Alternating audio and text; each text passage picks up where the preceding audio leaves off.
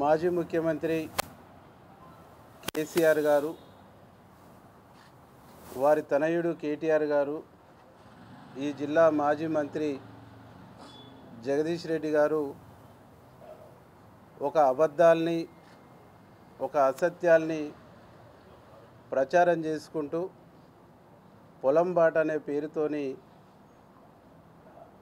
ఒక దొంగ ముచ్చట్లు చెప్పి, దొంగ మాటలు చెప్పి పార్లమెంటులో ఎన్నికల్లో లబ్ధి పొందేటువంటి ఒక ప్రయత్నాన్ని ప్రారంభించారు. దీనిని జిల్లా ప్రజలు గమనించాలి, అర్థం చేసుకోవాలి, ఆలోచించాలి.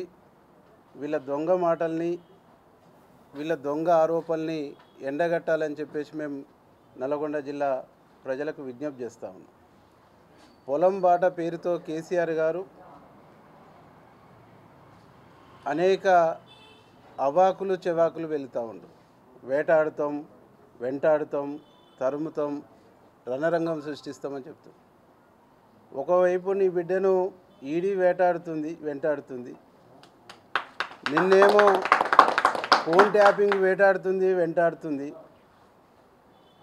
బయటికి వెళ్ళి ముఖం చూపించుకోలేని పరిస్థితుల్లో ముఖం సాటేసుకున్న మీకు ఏ అబద్ధంతో ప్రజలకు పోవాలి, ఏ అబద్ధాలు చెప్పి ప్రజలకు పోవాలి అనేటువంటి ఒక దొంగ ఆలోచన చేసి దొంగ యాత్రను ప్రారంభించిందనేది ఈ జిల్లా ప్రజలు గమనించారు.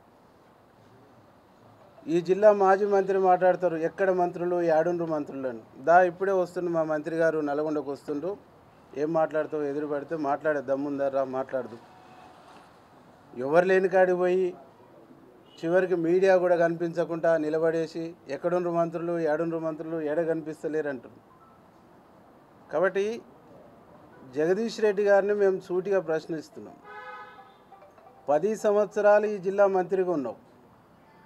ఈ జిల్లాకు అదనంగా 1 ఎకరాకు సాగు నీళ్లు నువ్వు ఏడ తెచ్చినవో లెక్కలతో నువ్వు రా. మా జిల్లా మంత్రులు, మా కోమటిరెడ్డి వెంకరెడ్డి సార్ కానీ, ఉత్తమ్ కుమార్ రెడ్డి సార్ కానీ వీళ్ళు అక్కర్లేదు. ఈ స్టేజ్ మీద కూర్చున్న వాళ్ళమే మేము వస్తాం.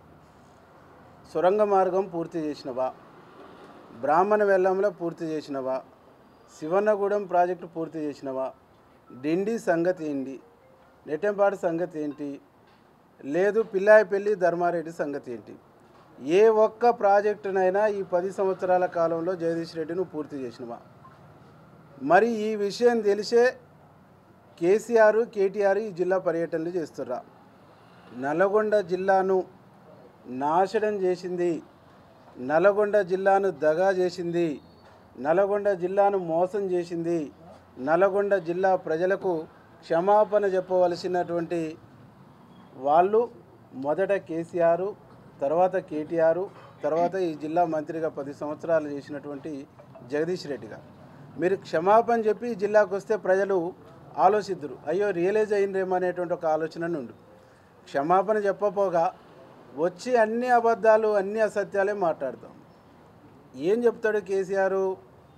ఏదైనా కరువు పరిస్థితులు వస్తే, ఏదైనా నీటి ఇబ్బందులు వచ్చేస్తే ప్రజలకు ధైర్యం చెప్పాలి, ప్రభుత్వానికి నిర్మాణాత్మకమైన సూచన చేయాలి.